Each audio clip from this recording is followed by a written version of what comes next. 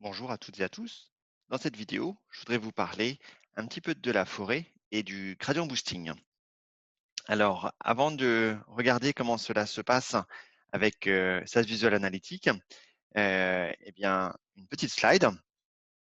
Donc, la forêt, le principe à la base, c'est de faire un bagging, c'est-à-dire si j'ai une table avec différents individus, donc là, l'individu 1, l'individu 2, 3, 4, 5, 6, par exemple, sur cette mini table d'exemple pour expliquer un petit peu, avec différentes variables d'entrée et puis une variable cible, eh bien, le principe du bagging, c'est je vais faire un tirage aléatoire avec remise sur les individus, tout simplement.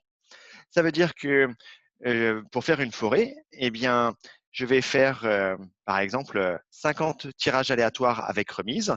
Et peut-être que dans la première table, eh bien, j'aurai 3 fois l'individu 1, et puis 0 l'individu 2, et puis l'individu 6 2 fois. Et par contre, dans cette deuxième table ici, eh bien, il y a l'individu 2 et 2 fois l'individu 3, par exemple. Et dans cette dernière table, il n'y a pas le 1 et pas le 6 non plus, par exemple. Donc, tirage aléatoire avec remise. Je fais différents tirages aléatoires et au lieu d'avoir une table, eh bien, je vais me retrouver avec 50, 100 tables. Et après, sur chaque table, eh bien, je vais faire un arbre de décision, comme on a vu précédemment.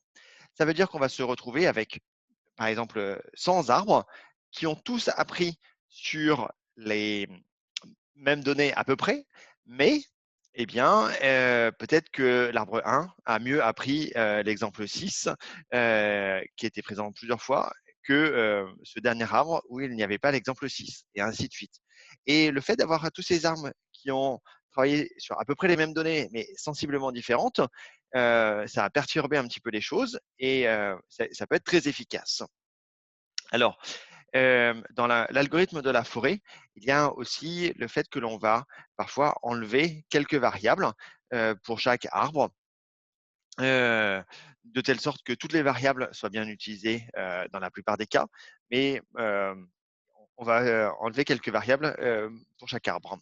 Et après, il y a plusieurs possibilités. On peut faire un vote, mais le plus classique, c'est de faire la moyenne de tous ces arbres. Donc, si pour l'individu 1, l'arbre me donne la valeur 0,5 et l'arbre 2 me donne la valeur 0,6 et l'arbre 3 0,4 et l'arbre n 0,5, je fais la moyenne 0,5 et ça sera la valeur totale. Ça, c'était pour faire la forêt. Si je reviens dans SAS Visual Analytics, ici, j'avais un arbre et je vais dupliquer la page. Et dans cette nouvelle page, eh bien, au lieu d'avoir un arbre, je vais remplacer cet arbre de décision, remplacer l'arbre de décision par la forêt. Donc, au lieu de faire un arbre de décision, il a fait plein d'arbres de décision. Si on regarde dans les options ici, eh bien, nombre d'arbres, il a fait 100 arbres. Et donc, les variables sont toujours âge, affluence grade et sexe, les 3 premières, mais les autres rentrent un petit peu aussi, parce qu'il y a certains arbres qui n'ont pas utilisé certaines variables. Je voudrais vous parler maintenant du gradient boosting. Alors, le gradient boosting, euh, eh bien, c'est un petit peu comme la forêt, sauf que au départ, eh bien, on va rajouter une colonne avec le poids. Et au départ, on va mettre le poids équivalent pour tous les individus, 1 sur n. Et donc, on va commencer par faire un tirage aléatoire avec remise sur les individus, sachant qu'on a la même probabilité de tirer tous ces individus. Et on va faire une première table où j'aurai peut-être plus l'individu 1, pas l'individu 2, et ainsi de suite. Et sur cette première table, eh bien, on va faire un arbre de décision.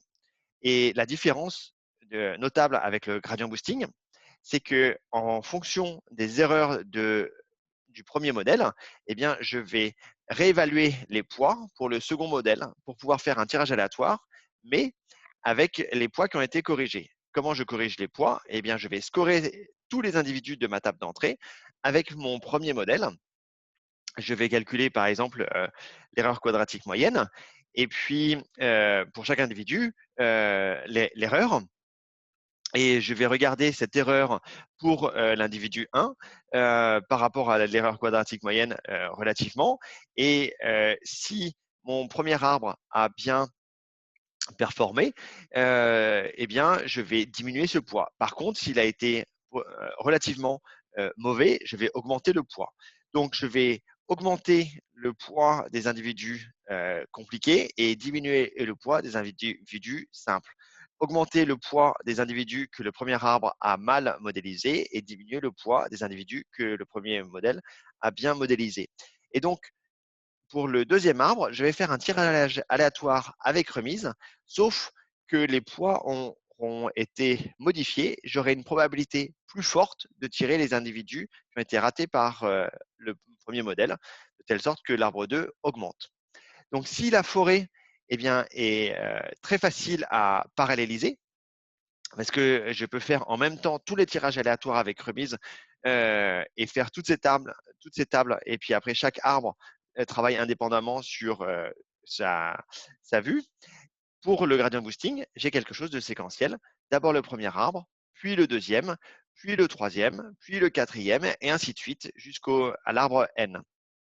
Donc le gradient boosting, c'est pas quelque chose de nouveau, hein. Breiman et Friedman, sur les techniques de rééchantillonnage, il me semble que leur article de référence est de 1996. Et personnellement, je me rappelle avoir codé en C un boosting de perceptron multicouche en 2001-2002. Ça, c'était pour la petite histoire. Mais en tout cas, la technique du gradient boosting, donc il y a encore d'autres petites variantes que je ne vais pas présenter aujourd'hui, mais permet d'avoir plein d'arbres et souvent, c'est une méthode qui marche très très bien. Il y a plein de cas où le gradient boosting marche très très bien. Donc le gradient boosting, je vais me retrouver avec n arbres qui ont appris les uns après les autres et par exemple, je peux faire la moyenne. Si je reviens sur ici SAS Visual Analytics, j'avais fait une forêt. Bien, maintenant, je peux dupliquer la page et remplacer ma forêt eh bien, par un gradient boosting. Donc, si je vais remplacer la forêt, je vais aller ici dans gradient boosting et maintenant j'aurai mon gradient boosting. Donc, le gradient boosting, on n'interprète pas comme l'arbre. Autant dans l'arbre, on peut interpréter un arbre, autant pour la forêt ou le gradient boosting. Si on regarde ici pour ce gradient boosting, eh bien, et, par défaut, c'était 50 arbres. On ne peut pas interpréter tous les 50 arbres, ça serait beaucoup trop long. On voit ici juste quelles sont les variables importantes. On a la matrice de confusion et d'autres petits éléments. Voilà. Le gradient boosting est une méthode qui marche très très bien. Je rentrerai un peu plus en détail dans d'autres vidéos. Merci pour votre attention.